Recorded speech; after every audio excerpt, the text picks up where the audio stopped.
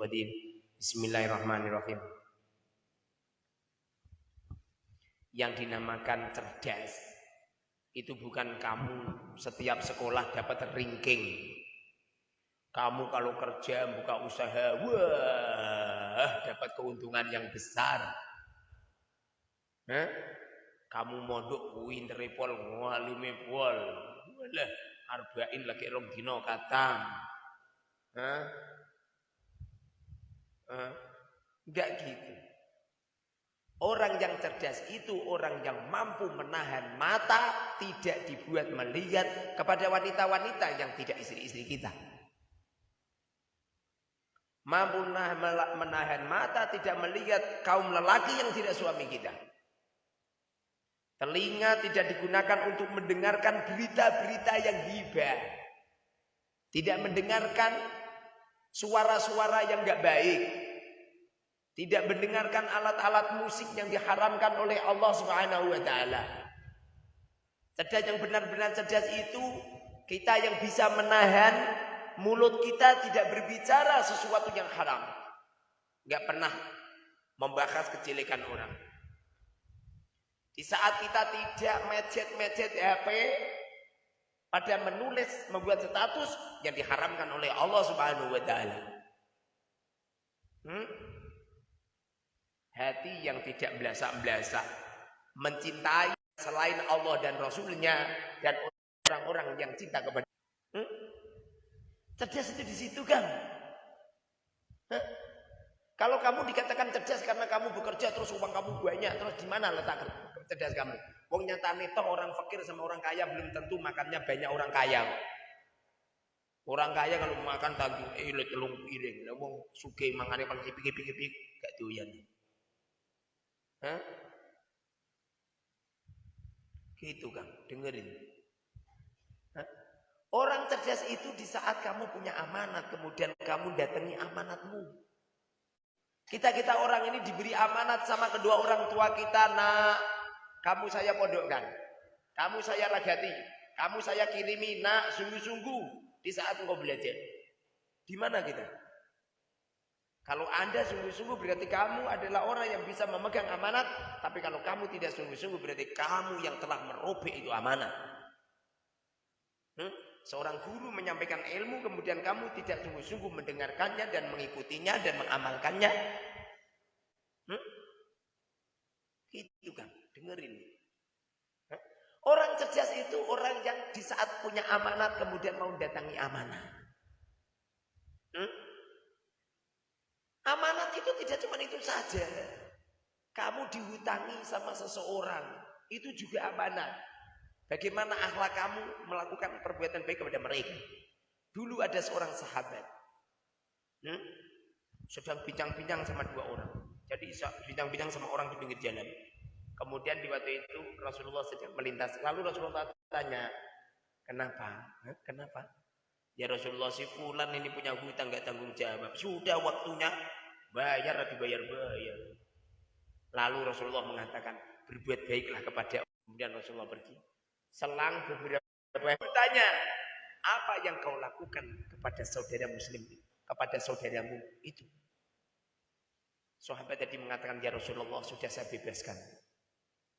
Rasulullah mengatakan, begitulah aku diutus oleh Allah. Meringankan orang lain, membebaskan tanggungan. Bukannya punya tanggungan. Dengerin itu. Yang cerdas itu loh. Kita orang ini kadang-kadang mencari untung yang sedikit. Makanya aku pernah membuat status. Kalau kamu bekerja jangan diniati cari uang. Kalau kamu bekerja jangan diniati. Kalau kamu berdagang jangan berniat untuk mencari keuntungan. Kalau kamu niatnya cari uang dan mencari keuntungan, itu untung yang sedikit itu. Sampai yang kerja paling 1 hari 200.000. Anggap saja kamu 1 hari 1 juta. Sedikit itu. Lebih banyak yang ada di sisi Allah Subhanahu wa taala. Lebih banyak sesuatu yang ada di sisi Allah Subhanahu wa taala. Makanya kalau kamu kerja itu jangan diniati cari untung, ora barokah. Banyak orang-orang itu bekerja cari untung lalu nggak barokah. Punya anak angel kandanane, punya istri malah selingkuh. Gara-gara harta bendanya tidak barokah. Tapi kalau barokah Masya Allah. Bagaimana supaya barokah? Diniati bantu. Kamu kerja ke tempat siapa? Ke tempatnya Pak Suroto. Udah niati bantu Pak Suroto. Dibayar alhamdulillah, dibayar innalillah wa inna ilaihi rajiun. Innalillah itu maksudnya wa idza asabatkum min musibah. Kalau kamu kedatangan musibah, qalu, ucapkan innalillah wa inna ilaihi rajiun. Lalu Pak Suroto di wacana tarjih orang ngono. Kita ini milik Allah dan Allah lah yang akan membalasnya. Wa inna ilaihi rajiun, dan kita akan kembalikan kepada Allah. Kamu dihutangi orang, kamu tarik, mencari keuntungan yang sedikit. Coba diikhlaskan. Kamu akan mendapatkan keuntungan yang besar. Kamu akan mendapatkan pahala sedekah 2 kali lipat.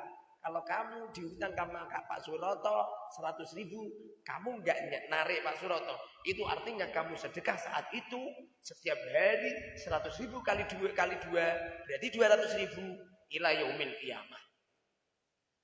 Menjadi sebuah pahala yang tidak berhenti-berhenti. Kalau kamu tarik paling umpamanya dibayar gitu, ya entukmu terima 100.000. Tapi kalau kamu tidak menariknya, sama saja kamu sedekah 200.000 setiap hari. Ila yaumil qiyamah.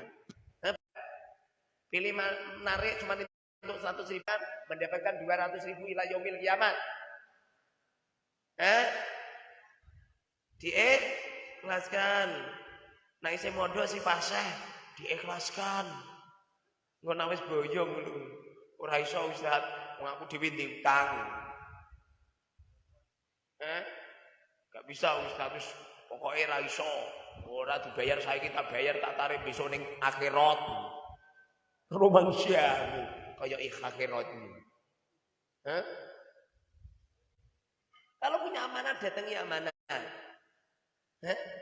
Dengerin Kang, romansyamu sampean tidak tidur di pondok, waktunya ngaji tidak ngaji, kemudian kamu bebas loh. Itu amanat, itu datangi amanah. Didatangi amanah. Ada orang pengen kerja ke mana? Ke Malaysia. Kebetulan rumahnya sampingnya Pak Suroto. Pak Suroto, aku titip anak bujuku ya. Tolong dijogo ya Pak Suroto. Tinggal di Malaysia 5 tahun. Lu mulai bujune meteng 7 bulan.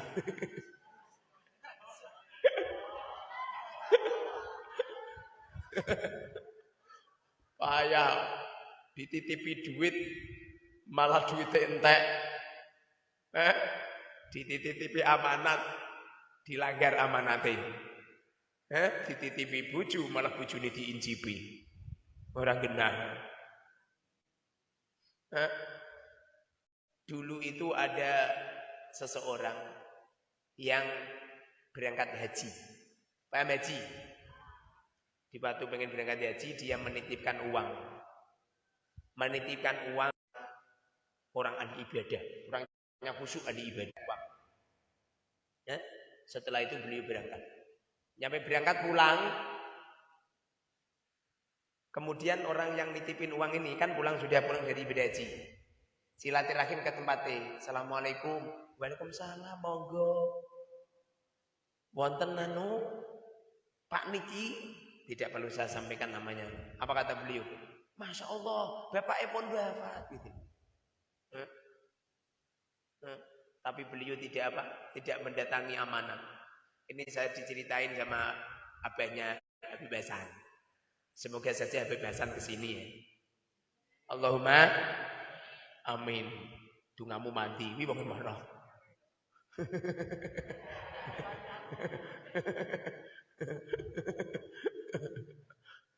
Saat tadi itu diceritain sama juga abahnya Habib Hasan. Dulu itu ada orang hutang, lalu hutangnya itu dititipkan kepada seseorang. Ahli ibadah ini yang dititipin. Nyampe pulang jebul-jebul, orangnya wafat. Kira-kira kowe piye coba? Pak Suroto apa penewe titip wong dibantuan wong mati ya? Lalu orangnya tadi tanya sama keluarganya, sama istrinya, sama anak-anaknya. Apa kata istri dan anak-anaknya? Semuanya bilang, mohon maaf kami tidak tahu. Kami tidak diberitahu sama bapaknya. Herok ngono. Kira-kira piye Pak Suroto apa penewe titip dhuwit ngono kuwi? Titip karo Sobib. Kematian Sobib mati. Coba kira-kira gimana coba? Setelah itu konon cerita ini. Orang yang uangnya dititipkan tadi itu sowan ke tempatnya Habib Al-Haddad. Matur, Bib, uang saya ini, Bib. Malah orangnya mati, Bib.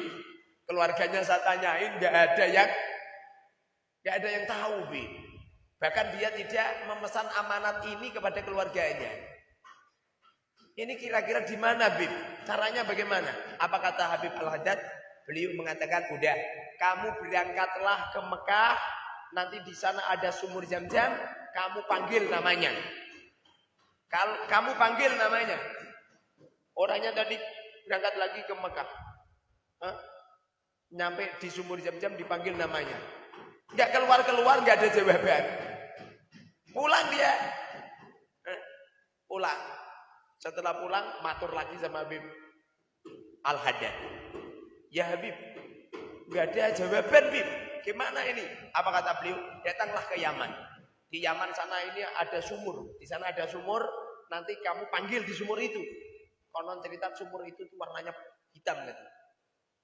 Yang cerita Habibnya. Jadi itu ada sumur warnanya merah. Itu sumur itu menembus nyampe neraka. Sedangkan Zam-Zam sumur menembus nyampe suwarga. Makanya sampai nanti penyakit diombeni banyu Zam-Zam ora mari-mari. Potonganmu gathuke dicipono banyu saka banyu Yaman. Setelah itu orangnya ini datang lagi ke sana. Nyampe di sana, nyampe di sumur itu dipanggil. Ya Bulan bin Bulan. Jedol. Di sumur itu jedol. Piye ana apa? Duit pundi?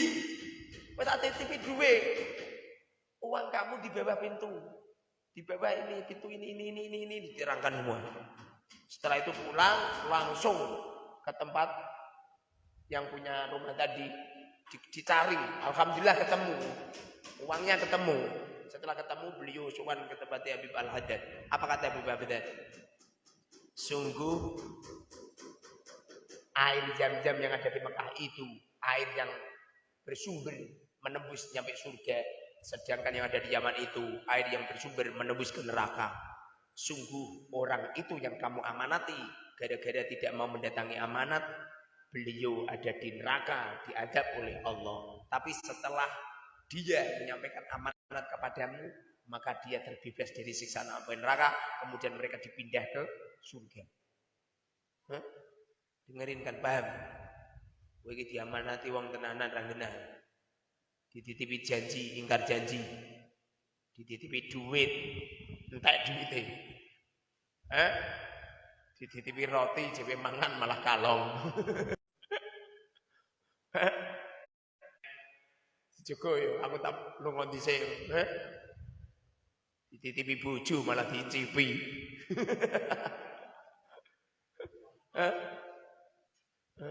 Orang-orang yang tidak mau mendatangi amanat semacam ini toh, kelak di akhirat mereka akan diadab oleh Allah Subhanahu wa taala di api neraka. Paham kan? Makanya usahakan. Yang dinamakan cerdas itu bukan mereka yang walah ringeng siji. Sering wali santri itu sowan ke tempatku pamer ringenge anake. Pak Yai, niki alhamdulillah anak kula ringeng 3, ringeng kali, ringeng setunggal. Alah, apa rumah kamu gumun karo ringengmu ngono? Yang dinamakan orang hebat itu orang yang telah diamanati sama guru, kemudian disuruh berangkat ngaji tepat waktu ngajinya. Dipesan sama guru, kalau ngaji, kalau jamaah, jangan pulang, suruh langsung ngaji. Dihapurmu senengane lek mulih dhisik. Ngono iki potongane kowe nek dititipi dhuwit to paling ya malah kalong gitu. Ngono kuwi upamane kowe tak kirimi tak titipi bojo to paling ya mbok incipi. Ngeri nih. Orangnya kelamanan. Saya kan sering dong Kang, kalau ngaji jangan pulang dulu, ngaji langsung. Ngambil kitab pas jamaah itu nggawa kitab, kalau nggak kuat gue tronton. Orang tronton nggawa truk.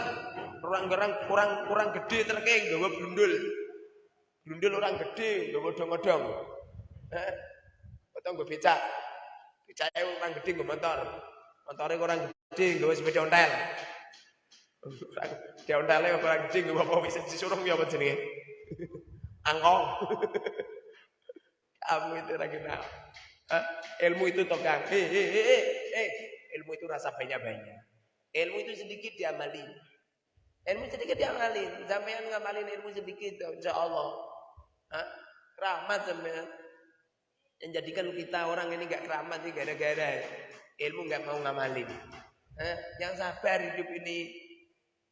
Kita hidup ini dalam rangka untuk memperbanyak amal salih, untuk memaafkan orang yang bersalah, untuk menolong orang-orang yang butuh pertolongan, untuk memudahkan orang yang sedang kesulitan, untuk membebaskan orang-orang yang punya hutang. Jadi tahre santri al-mubarak hutangi yo nare. Sering santri datang ke rumahku, Ustaz, hutang sekian Ustaz. Ya, udah usah bayar.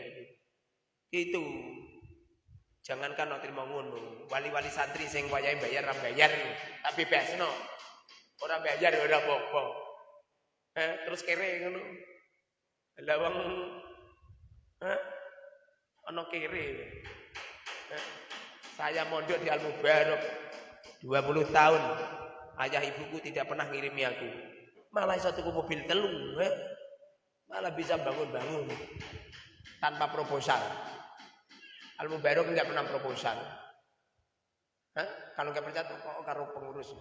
Pernah pengurus nggih proposal. Wong setempel pondok wae ra duwe kemana.